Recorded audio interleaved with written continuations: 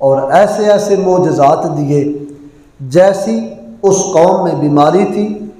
یا جس قوم میں جو سوال کرنے کی عادت تھی، رب تعالیٰ نے اس نبی کو جس قوم کی طرف بھیجا اس طرح کے کئی معجزات دے کے بھیجا۔ سن چکے ہو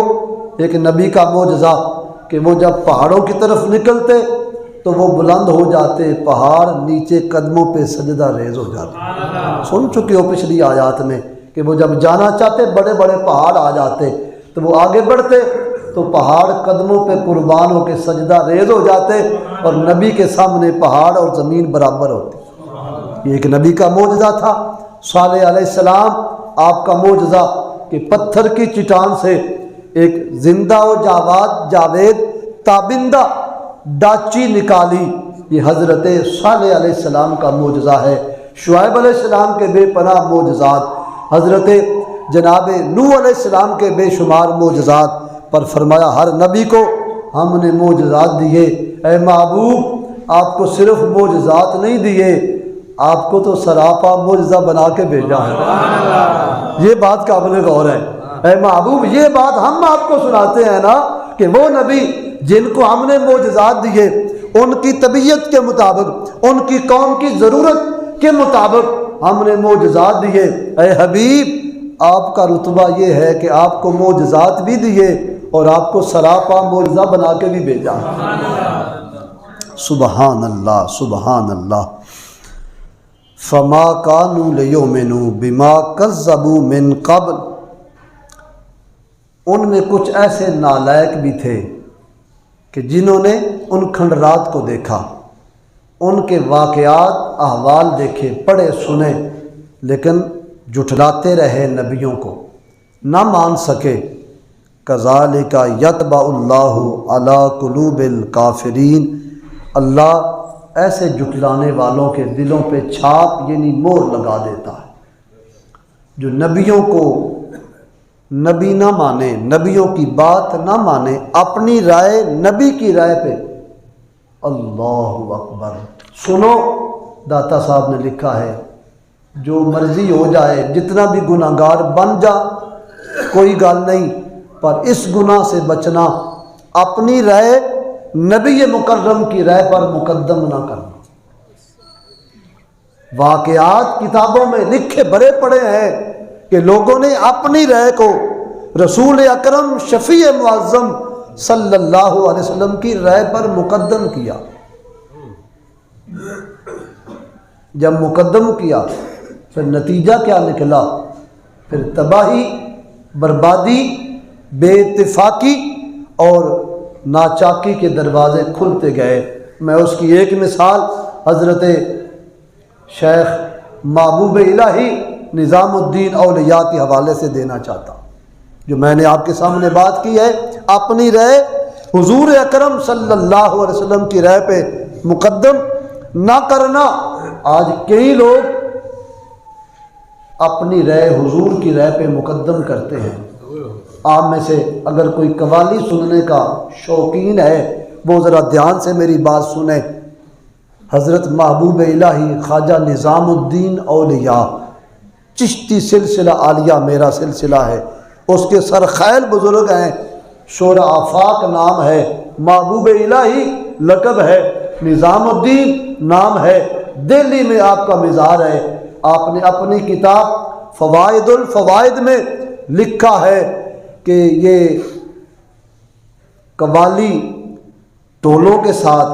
اور دف کے ساتھ اور یہ اس طرح کی جتنی بھی مروجہ قوالی ہے،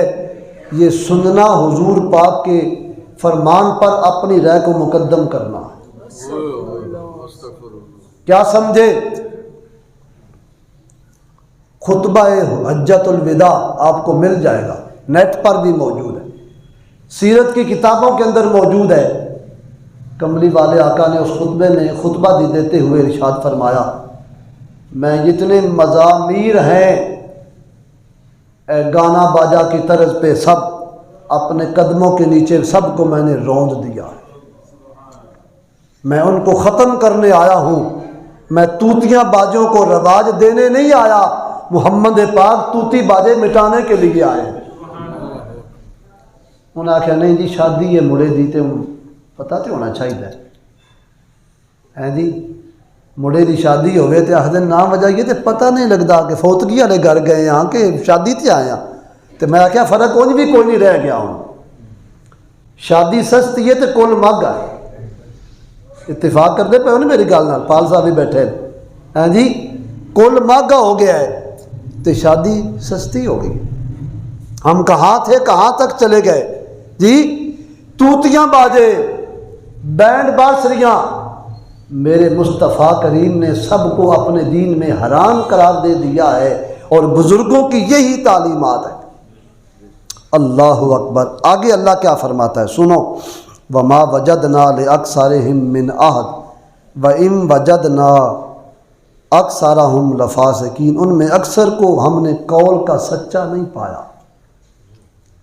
اس کی 6 تفسیریں مفتی احمد یار خان نے کی ہیں ایک سن لو اور فرماتے ہیں اس میں سے کچھ حصہ ہمارا بھی آ گیا ہے اللہ فرمائے ہم نے اکثر بندوں کو قول کا سچا نہیں پایا یا اللہ کیسے آپ بھی تصدیق کریں گے میں بھی یقین کروں گا یہ بات حق ہے اب سنو تفسیر فرماتے ہیں رب فرما رہا ہے اے میرے بندوں جب تمہیں آزمائش آتی ہے جب تمہیں مصیبت آتی ہے تم کسی غم پریشانی میں مبتلا ہوتے ہو تو یاد کرو چپ کے ہمارے ساتھ وعدے کرتے ہو کہ یا اللہ یہ مصیبت چلی جائے اللہ یہ بیماری چلی جائے میں یہ بھی نہیں کروں گا میں وہ بھی نہیں کروں گا اللہ ایسے ہو جائے میں ایسے کروں گا اللہ فرماتا ہے پھر میں تیری مان لیتا ہوں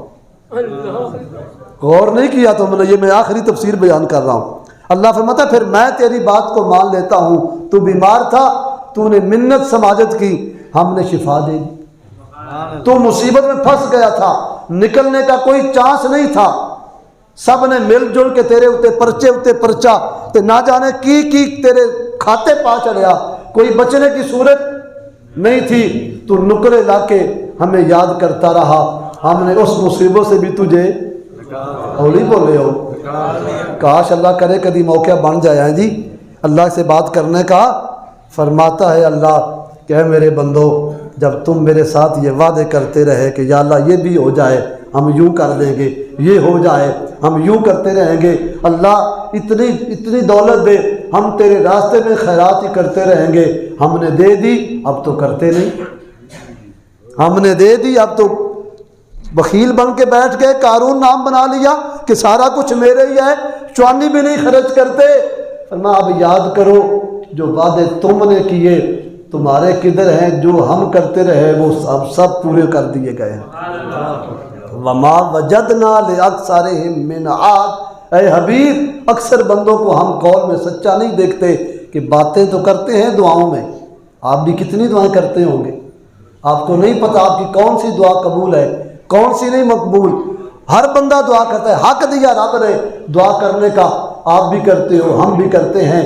پر دعا کرنے کے بعد دعا کو یاد بھی رکھنا چاہیے کہ فلاں وقت دعا کی تھی تو اللہ نے قبول کر لی ہے آج کوئی ہمارے زیر سایہ آج کوئی پسماندہ حال آج کوئی